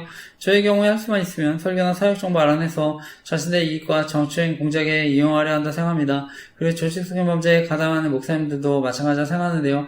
그래서 설교를 준비할 때나 올릴 때, 그리고 교회 티토리 홈페이지에 접속할 때도 이용당했었다 생각해서 조심하고요. 그리고 주보에 설교에 관한 정보도 이용당했었다 생각해서 조심하고 있습니다. 그리고 설교 영상도 토요일에 올리고 있습니다. 결론적으로 설교를 토요일에 올리게 된 것은 감사하게 생각하고 있습니다. 하나님이 어떻게 인도해주시는지를 돌아볼 수 있어서 너무 감사한데, 어쨌든 전 지금도 제가 이 자리에 설교하지만 제 설교에 엿들을 수 있으면 언제든 이용당할 수 있다고 생각합니다. 교회가 제이긴 하지만 사무실이나 잠옷실에 있으면 옆에 생활소음 다 들립니다. 그리고 요즘에 기술도 발달했기 때문에 엿들을 수 있으면 정보를 이용할 수 있다고 생각합니다. 어쨌든 그럼에도 이용당하지 않도록 최대한 조심하고 있는데 사역에 방해받지 않도록 기도해 주시기 부탁드립니다. 그리고 제가 그 밖에도 여러가지 기도 제목 나누고 있는데 요즘에는 부정선거 의혹에 대해 알리니까 정치인들을 이용해서 조롱한다 생각합니다. 저는 이미 돌아가신 저희 어머니 이미지까지도 방송을 통해 조롱하고 있다고 생각합니다. 그래서 나는 솔로라는 연애 프로그램 PD나 제작진들 범죄에 가담할 수 있다고 생각합니다. 그리고 외할아버지는 지리산에서 특수부대 교관이셨고 야당 국회의원으로도 출마하셨던 것을 아는데 정치적으로 이용했다 생각합니다. 그리고 가까운 친구, 이웃들도 피해를 당한 사람들도 있었다 생각합니다. 대표적으로는 전청조 사건 이용해서 괴롭혔다 생각합니다. 그리고 돌아가신 저희 장인어른 사건도 정치적으로 이용했다 생각합니다. 장인어른의 경우에는 히말라야 등반하시다가 고산 증세로 안타깝게 돌아가셨는데 정치적으로 이용했다 생각합니다. 그래서 전 누구든지 피해자가 될 수 있다고 생각하는데 제가 이와 관련한 기도 제목도 다음 페이지에 올렸습니다. 저뿐 아니라 저희 가족, 가까운 사람들도 어려움 당하지 않도록 기도해 주시기 부탁드립니다. 그 밖에 저희 교회를 방문하시거나 예배 드신 분들, 그리고 연락 주시는 분들도 신상 안에서 괴롭힐 수 있다고 생각하는데 어려움 당하지 않도록 기도해 주시기 부탁드립니다. 그래서 다시 한번 말씀드리지만 정말 이러한 범죄들 사라져서 대한민국이 안전하고 행복한 나라가 되도록 기도해 주시기 부탁드립니다. 오늘은 광야와 같은 세상을 통과하기라는 제목으로 하나님 말씀 나누겠습니다. 요즘 이제 계속해서 이제 기사를 보니까 검찰과 경찰의 어느 기관이 수사 권한을 얼마나 가져야 하는지에 대한 논쟁들이 있는데 저는 권력을 정치적으로 이용해서 국민들이 피해를 당하지 않았으면 하는 마음인데요. 함께 기도했으면 좋겠습니다. 그리고 저는 이제 교회 홈페이지 등에 대한민국에는 부정선거 없었으면 좋겠습니다라는 기도 제목 올렸는데 바라기는 정말 대한민국의 투표의 공정성이 회복되도록 계속해서 함께 기도했으면 좋겠습니다. 이와 관련해서 더 자세한 내용은 제가 교회 전반에 대한 기도 제목 올렸습니다. 들어보시고 기도해 주시기 부탁드립니다. 그리고 제가 앞서 이제 사역 전반에 관한 기도 제목에 조직 스토킹과 이와 관련된 성범죄 위험성 알리는 내용들 올렸는데요. 그리고 잘못된 무언가, 영성운동, 그리고 기타 이단 사이비 위험성 알리는 내용들도 다 올렸는데 피해자분들 가운데 연예인 뉴스기사, 사회적 이슈나 사건 등 이용해서 심리적으로 가해하고 괴롭힘 당하는 분들 계시면 카페 방문해보시고 도움 받으시기 바랍니다. 그리고 저는 네이버에 조직 스토킹 생명지킴이 카페 만들어서 위험성 알리고 있는데 NLP라고 하는 심리가해 방법에 대한 글 올렸는데 보시고 도움 받으시기 바랍니다. 저는 피해 사실에 대해서 알리지 않으면 계속해서 나쁜 소문 만들어서 괴롭힌다 생각합니다. 그래서 저에게도 연락 주시면 그래서 제가 피해 사실 알리고 도움 드리도록 하겠습니다. 저 개인적으로는 정말 그 조직 스토킹 피해로 극단적인 선택하지 않으셨으면 하는 마음인데요. 그래서 제가 제 피해 사례에 대해서도 간략히 또 말씀드리려고 하는데 정말 저는 하나님 의지하셨으면 합니다. 저는 과거 이제 3일교회 전병욱 목사님 책도 나오고 설교도 또 유명하다고 해서 설교를 듣게 됐었는데요. 그러면서 이제 휴대폰 등의 정보통신범죄를 이용한 사생활 정보 유출로 피해를 당할 수 있다고 생각해서 위험성 알렸는데요. 그런데 계속해서 과거에서부터 언론을 통해 미성년자 성범죄 이미지 만들어서 괴롭힘 당했다 생각합니다. 특히 언론을 통해 여중생 성범죄 이미지 만들어서 오랫동안 괴롭힘 당했다 생각하는데요. 그래서 저는 학창시절 이미지까지도 조작한다고 생각해서 설교를 통해서 학창시절에 대해서도 자세히 나눴습니다. 당시 싸이월드라고 하는 미니용 홈페이지에 이런 위험성 알리는 글을 썼습니다. 저는 당시에 이제 오카노 목사님이 개척하신 사랑의교회에서 이제 제자훈련을 받고 리더로 섬기고 있었는데, 제가 이제 이 문제에 대해서 저희 담당 대학부 목사님과도 상담을 했습니다. 그런데 이제 그분도 연세대학교를 졸업하신 목사님이셨는데, 나중에 저는 누구든지 저와 같이 또 언론을 통해서 피해자가 될 수 있겠다는 생각을 했습니다. 그리고 당시 제가 일하는 곳에 삼일교회 간사님이 또 입사하시기까지 해서 또 불편했었는데요.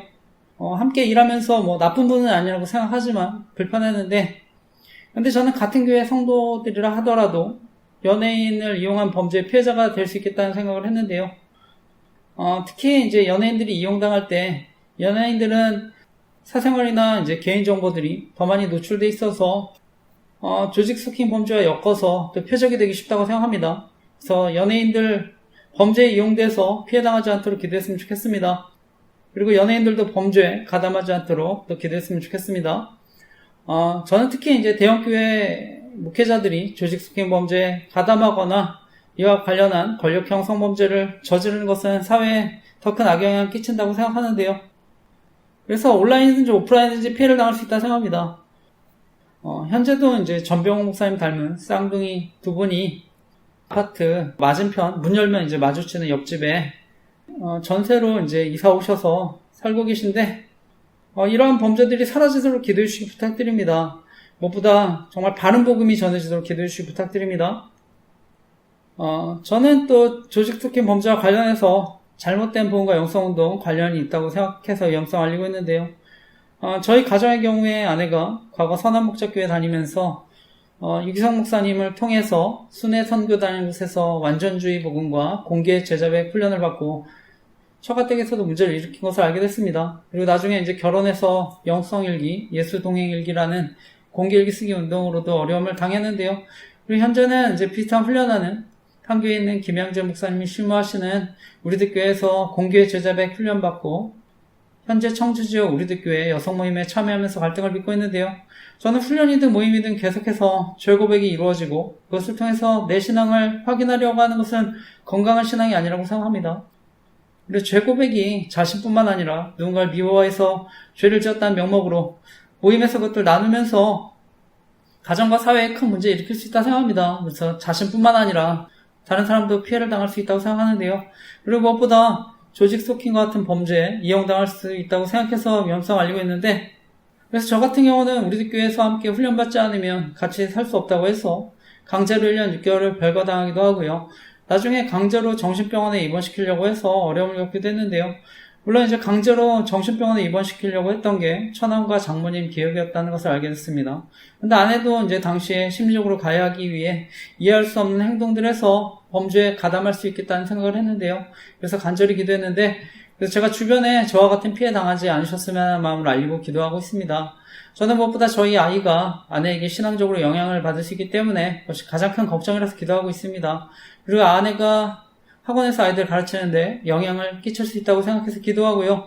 주변 사람들도 아내에게 우리들 교회 소개받고 피해 당하지 않으셨으면 하는 마음으로 알리고 기도하고 있는데 간절히 기도해 주시기 부탁드립니다. 제가 더 자세한 내용들 사역 전반에 대한 기도 제목도 올렸는데 들어보시고 기도 부탁드립니다. 그리고 정보통신 범죄를 이용한 제가 사이버 스토킹에 대해서 여러 가지 대처할 수 있는 방법들 또 함께 올렸는데 들어보시고 도움받으시기 바랍니다.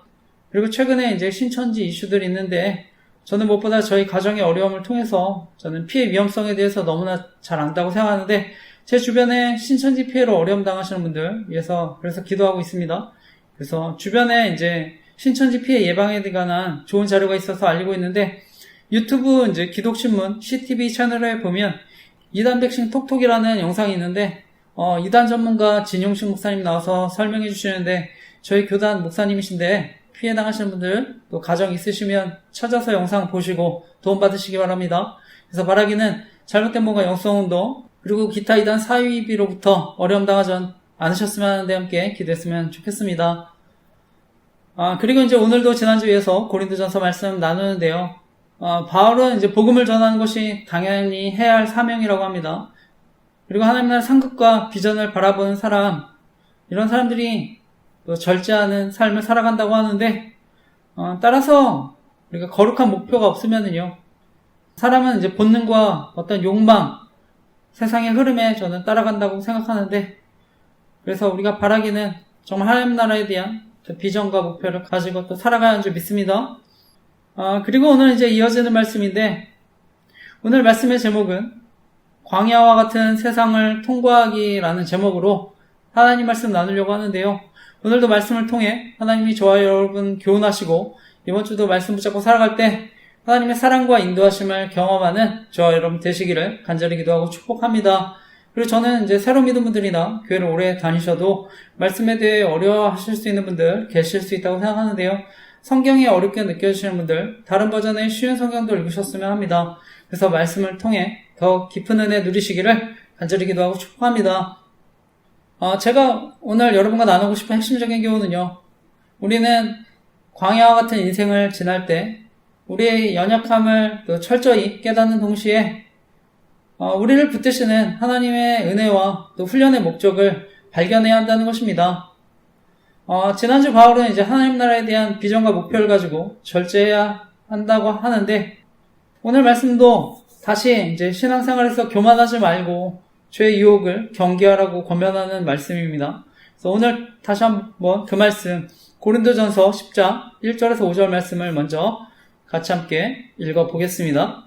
읽겠습니다. 시작. 형제들아, 나는 너희가 알지 못하기를 원하지 아니하노니 우리 조상들이 다 구름 아래에 있고 바다 가운데로 지나며 모세에게 속하여 다 구름과 바다에서 세례를 받고 다 같은 신령한 음식을 먹으며 다 같은 신령한 음료를 마셨으니 이는 그들을 따르는 신령한 반석으로부터 마셨음에 그 반석은 곧 그리스도시라. 그러나 그들의 다수를 하나님이 기뻐하지 아니하셨으므로 그들이 광야에서 멸망을 받았느니라. 아멘. 오늘 말씀, 신앙생활에서 교만하지 말고 죄의 유혹을 또 경계하라고 권면하는 말씀입니다. 이스라엘 백성들 430년이라는 시간을 이집트의 노예로 살았습니다. 그런데 이제 하나님께서 모세라고 하는 지도자를 세워서 종살이하면서 고통당하는 백성들을 구원해 내셨는데요. 그래서 이집트의 10가지 재앙으로, 그리고 홍해를 가는 사건으로 백성들을 불러내셨습니다. 그리고 이제 가나안 땅에 들어가기까지 40년 광야 생활을 이제 하게 됐는데요. 이 광야라는 곳은요, 인간의 지혜와 능력으로는 하루도 살아남을 수 없는 공간입니다. 그런데 하나님은 이 척박한 광야에서 200만 명이 넘는 사람들을 40년간 인도하셨습니다. 낮에는 구름 기둥으로, 밤에는 불 기둥으로 인도하셨는데요. 이 광야라는 곳은 일교차가 굉장히 심합니다. 현재 우리 대한민국도 굉장히 더운데 이 광야에 낮에 40도에서 49도까지 올라가고요. 밤에는 심지어 영하로까지 내려간다고 하는데, 이런 환경에 낮에는 구름 기둥, 천연 에어컨 또 주시고요. 밤에는 불 기둥으로 또 난방을 허락하신 것입니다. 그리고 이제 이들을 먹이시기 위해서 하늘에서 만나라고 하는 또 음식이 내려왔는데요. 또 그것만 먹다가 고기가 없다고 불평하니까 이제 메추라기를 보내주셨습니다. 그리고 목마를 때는 반석에서 물이 나오게 하셨는데요. 이처럼 광야에서 이 이스라엘 백성들 하나님의 능력, 살아계심을 직접 눈으로 보고 몸으로 체험했습니다. 특별히 2절에 보면 모세에게 속해서 다 구름과 바다에서 세를 받았다고 하는데요. 이런 특별한 경험들을 통해서 이스라엘 백성들은 하나님께서 택하신 이제 거룩한 백성이라는 정체성을 갖게 됐습니다. 바울은 이제 과거 이스라엘 백성의 40년 광야 생활에 대한 이야기를 하는데요. 이것은 단순한 과거 신앙의 이야기가 아닙니다. 예수님 믿고 신앙생활 하면서 어느 지점에서 우리도 겪게 되는 우리의 이야기일 수 있습니다. 그래서 하나님은 과거 이집트 노예같이 삶을 살았던 그 이스라엘 백성들 가나안으로 이끄셨듯이 저와 여러분 영적인 노예의 삶에서 또 하나님의 백성으로 지금도 이끌어 가시는데요. 그러면서 우리는 어떻게 보면 광야와 같은 세상을 지나야 합니다. 하나님께서는요, 우리가 예수님 믿는다고 해서 곧바로 영원한 안식의 땅으로 들이지 않으시고요. 광야와 같은 세상을 통과하게 하십니다. 그러니까 우리가 또 그 영적인 의미를 또 생각해야 하는데요. 당시에 이제 이스라엘 백성들 이집트 나와서 가나안 목적지까지는 길어도 2주면 갈 수 있었을 거라고 합니다.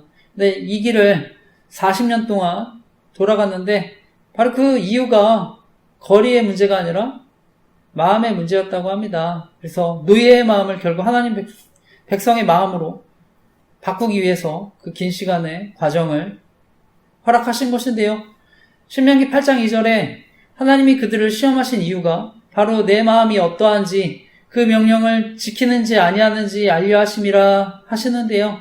결국 광야 시험은요, 저 하나님, 저와 여러분의 마음을 다루는 과정입니다. 그래서 종교인이 아니라 정말 하나님 말씀을 따르는 하나님 백성으로 만드는 시간인데요. 그래서 저는 누구나 신앙생활 하는 가운데 광야의 시간 지날 수 있다고 생각합니다. 보통 이제 대한민국 남자들 군대에 가면 또 실질적인 광야를 체험한다고 생각하는데 저 역시도 마찬가지였습니다. 저는 이제 편하게 군생활하고 싶어서 공군에 또 입대를 했고 편한 부대에 가고 싶어서 청주 공군사관학교에 이제 사병으로 가게 되는데, 공군은 이제 훈련소에서도 이제 시험 보고 또 훈련 또 테스트해서 원하는 부대에 이제 지원할 수가 있었는데요. 저는 이제 훈련병들 사이에서는 성남 공군기지나 이제 공군사관학교가 편하다는 얘기가 있어서 저도 열심히 이제 시험도 보고 훈련을 했었던 기억이 있습니다. 그래서 좋은 점수를 받아서 청주에서 군생활을 하게 됐는데요. 근데 이제 앞으로 이런 거는 또 바뀐다는 얘기는 들었는데, 어쨌든 결과적으로는 원하는 곳에 갔지만 저는 적응하는데 힘들었습니다. 그래서 마음을 나눌 수 있는 동기가 없이 일하는 곳에 이제 일하다 보니까 더 힘들었었는데요. 저에게는 정말 광야 같은 시간이었다고 생각합니다. 그러니까 제가 신앙생활을 하기 때문에 힘들면 자연스럽게 이제 기도는 했지만 또 하나님에 대한 원망과 불평이 커졌었는데요.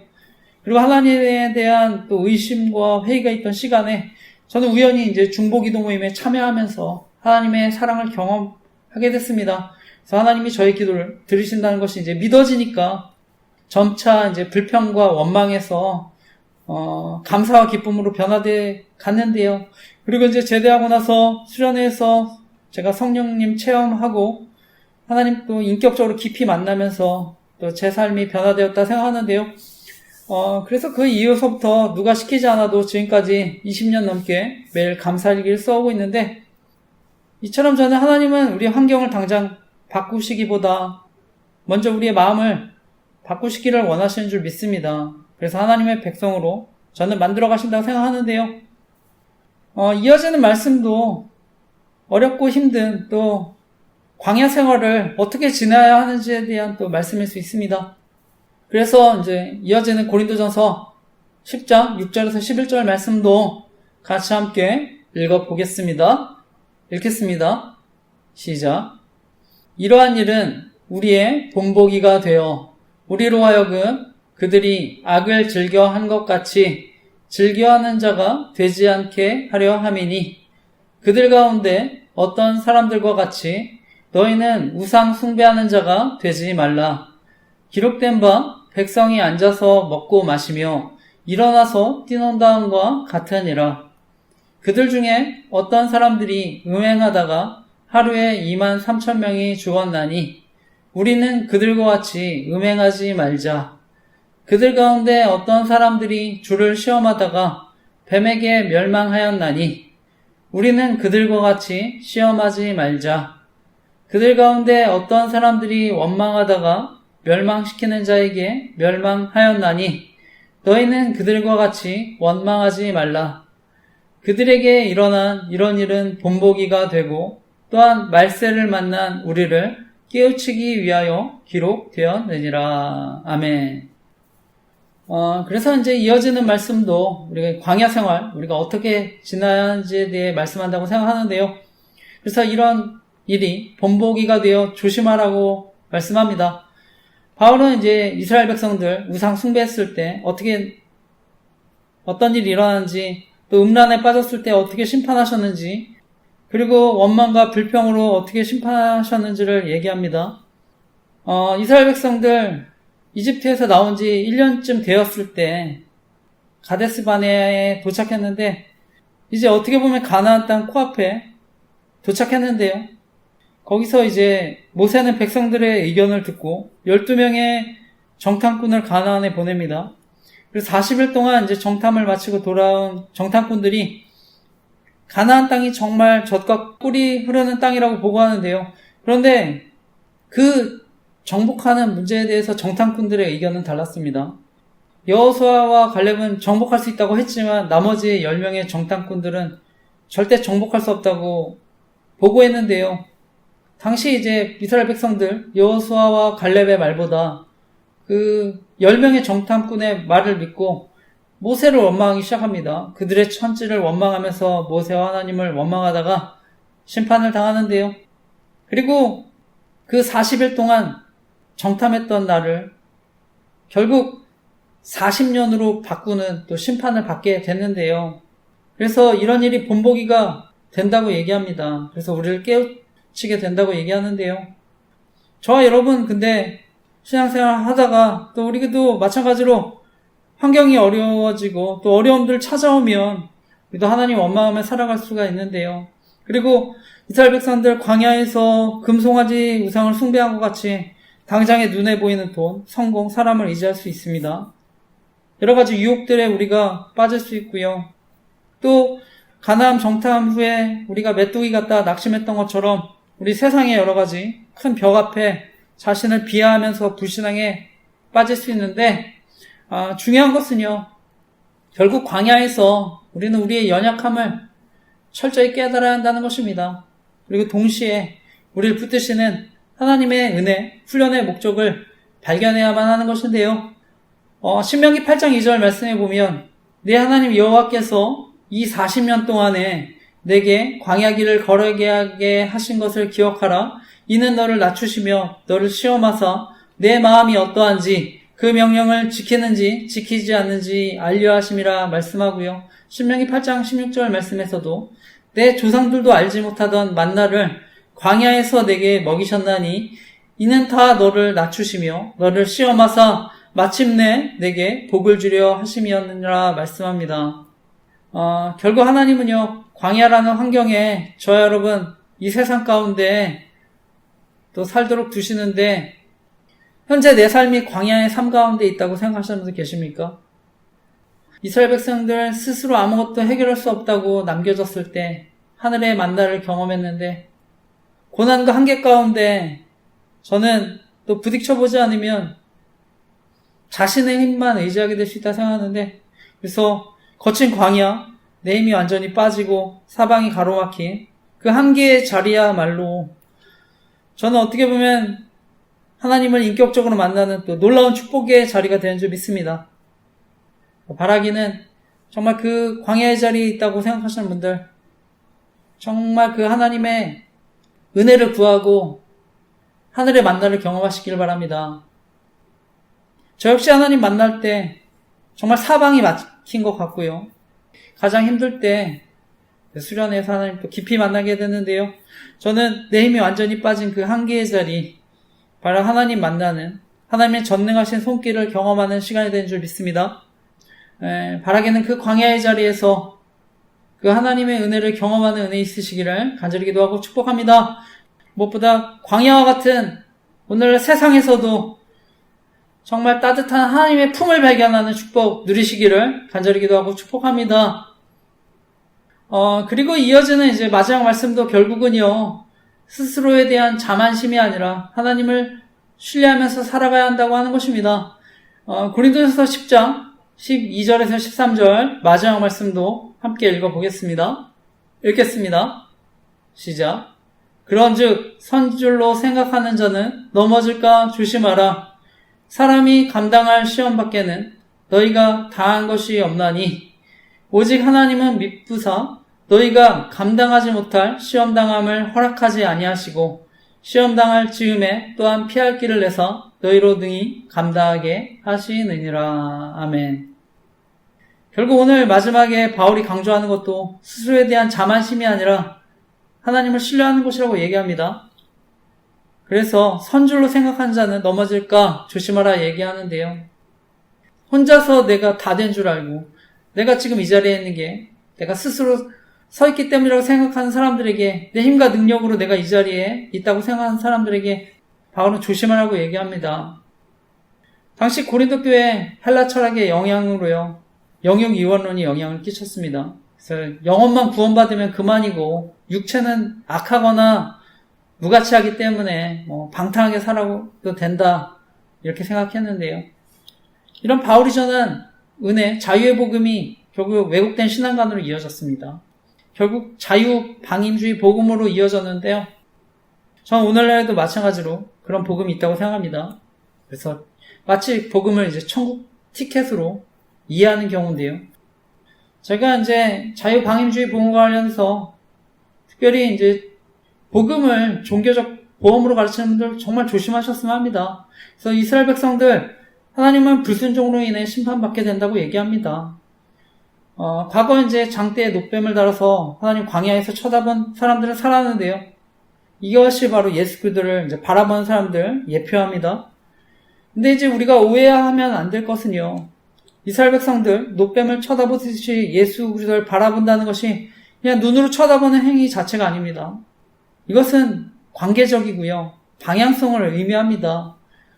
그래서 오늘날 노뱀을 쳐다본다는 의미는요, 하나님의 말씀을 전적으로 신뢰하면서 시선을 돌리는 사람들입니다. 성경은 내가 그냥 교회 다닌다고 해서 세례받고 또 교회에서 직분을 가지고 살아간다고 해도 구원이 저절로 주어진다고 말씀하지 않습니다. 심지어 아무리 높은 직분을 가지고 있다고 해도 그것을 구원을 보장해 주지 않는다고 얘기합니다. 교회 지도자들, 영적 지도자들, 목사님, 장로님이라 해도 복음을 모르면 결국 심판받을 수 있습니다. 마태복음 7장 22, 23절에서요. 그래서 주님은 나더러 주여 주여 하는 자마다 천국에 들어갈 것이 아니라고 영적 지도자들을 하더라도, 성경에는 주의 이름으로 선지자 노릇하고 권능을 행했어도 내가 너희를 도무지 알지 못하니 불법을 행하는 자들아 내게서 떠나가라 하실 것이라고 경고하시는데요. 저는 이제 조직 속힘과 이와 관련된 권력형 성모주의 위험성 알리고 있습니다. 오늘날 담임 목사님들이나 영적 지도자들 이런 악한 열매를 맺고 있다면 저는 함께 심판받지 않았으면 하는 마음으로 알리고 있습니다. 베드로서 3장 17절에 그러므로 사랑하는 자들아 너희가 이것을 미리 알았은지 무법한 자들의 미혹에 이끌려 너희 굳센 데서 떨어질까 삼가라 말씀하는데요. 세례요한 당시 영적 지도자들이었던 바리새인과 사두개인들을 향해서 속으로 아브라함이 우리 조상들이라 생각하지 말라, 내가 너희에게 이르노니 하나님이 능히 이 돌들로도 아브라함의 자손이 되게 하시리라 책망하는데요. 이것은 당시 구원의 징표라고 여겼던, 할례를 받고 아브라함의 형통이라고, 하나님의 백성이라고 표식을 가졌던 그 자체가 구원을 보장해주지 않는다고 선언하는 것입니다. 그리고 과거 보면 남유다 백성들은 온갖 불의와 우상숭배를 저지르면서도 이것은 여호와의 성전이라, 여호와의 성전이라, 여호와의 성전이라 외치는데요. 그들은 예루살렘에 하나님의 성전이 있으니까 자신들은 절대 망하지 않고 심판받지 않을 거라고 착각했습니다. 그런데 하나님은 그 성전을 파괴하시고요, 그들을 바벨론 포로로 보내셨는데요. 따라서 정말 저와 여러분, 그 과거의 교훈을 우리가 되새기고 정말 복음을 통해서 성령님의 인도하심을 따라 매일 거룩하고 가치 있는 삶으로 빚어져가는 기쁨 누리시기를 간절히 기도하고 축복합니다. 그래서 진짜 복음을 통해 때로는 광야 같고 메마른 삶을 사는 것 같아도 바로 저와 여러분 있는 이 자리에서 영원한 안식, 풍성한 은혜 누리며 살아가시기를 간절히 기도하고 축복합니다. 그리고 반대로 육체가 악하기 때문에 극단적인 금욕주의가 나타났습니다. 율법주의 신앙. 그래서 나는 또 죄를 짓지 않는다고 완전 상태에 도달할 수 있다고 믿는 사람들이 있었는데요. 그런데 저는 죄를 범하지 않는다고 믿거나 완벽해졌다고 착각하는 순간 저는 하나님의 은혜, 십자가 은혜를 의지하지 않게 된다 생각합니다. 그래서 나는 죄를 이겼고 온전하며 흔들리지 않는다 확신하고 자랑하는 사람, 외형적으로는요, 매우 거룩하고 이루어 보일지 몰라도 성경이 경고하는 가장 위험한 상태일 수 있다 생각합니다. 그래서 저는 홈페이지에 또 카페 등의 완전주의론과 영성운동의 위험성에 대해서도 알리고 있는데요. 성경의 가장 위대한 영웅들 중에 누구도 완벽해서 쓰임받은 사람 없었습니다. 다들 철저한 무능, 죄성을 경험하면서 결국 교만을 내려놓고 하나님을 온전히 의지하는 모습으로 다 살아갔었는데요. 결국 우리의 연약함과 부족함도 우리를 더 겸손하게 만들고 주님 없이는 결국 살 수 없는 존재로 만들어 가시는 그 과정인데요. 결국 복음이라는 것은요, 환경을 바꿔주신 것이 아니라 우리 존재를 변화시켜 주시는 것입니다. 그래서 바라기는 정말 이러한 하나님의 참된 복음의 은혜를 경험하고 살아가시기를 간절히 기도하고 축복합니다. 말씀을 마치면서요, 성경은 과거 이야기를 통해서 우리가 어떻게 살아가야 할지에 대해 좋은 가르침을 주는데요. 이것은 이제 시험을 당할 때도 마찬가지입니다. 그래서 하나님 우리에게 시험을 허락하실 때, 하나님은 또 하나님의 은혜로 충분히 감당할 수 있는 또 시험을 허락하신다고 얘기합니다. 그래서 사람이 감당할 시험밖에는 너희가 당한 것이 없나니 오직 하나님은 미쁘사 너희가 감당하지 못할 시험당함을 허락하지 아니하시고 시험당할 즈음에 또한 피할 길을 내서 너희로 능히 감당하게 하시느니라 말씀하는데요. 저는 이제 서두에 얘기했지만 대학 청년 시절 조직특혜 범죄 또 이와 관련된 권력형 성범죄 위험성 알고 알리게 됐는데, 그러니까 큰 어려움을 당했는데요. 그리고 제가 이제 하나님 앞에 이런 피해자들 돕는 목회자가 되게 해달라고 또 오랜 시간 기도하면서 준비하고 있을 때, 그리고 개척을 앞둘 때 우연히 제가 조직특혜 방법, NLP라고 하는 심리가해 방법에 대한 글을 봤습니다. 그래서 이후에 제가 이제 네이버 조직특혜 생명지킴이 카페 만들어서 사람들 돕게 됐는데요. 저는 하나님이 힘든 고난 가운데 피할 길을 내주시고 결국 감당할 수 있는 힘도 저에게 또 주신 줄 믿습니다. 여러분 가운데 스스로 감당하지 못할 어려움 가지고 계십니까? 하나님 의지하시길 바랍니다. 우리 모두가 다 같이 광야 인생을 이제 지나고 있는데요. 이 시간 우리의 연약함을 우리가 또 철저히 깨닫고 동시에 우리를 붙드시는 하나님의 은혜, 훈련의 목적을 발견하는, 그래서 사명을 발견하는 은혜 있으시기를 간절히 기도하고 축복합니다. 아멘.